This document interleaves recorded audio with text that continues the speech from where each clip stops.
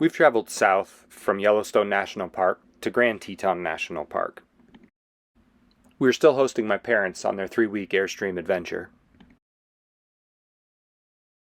The Tetons hold our unbroken attention. The steepness, the jagged peaks, we find ourselves just staring at them trying to work out the scale. It's really hard to capture just how big these mountains are. The valley floor is over 6,000 feet elevation, and the mountains are rising a further 7,000 feet above that. They're almost 14,000 feet tall. These warm days and cool nights have given us a perfect opportunity to share a boondocking and dry camping experience with my parents. With no AC needed, we can sustain ourselves for days at a time on our own onboard water and solar.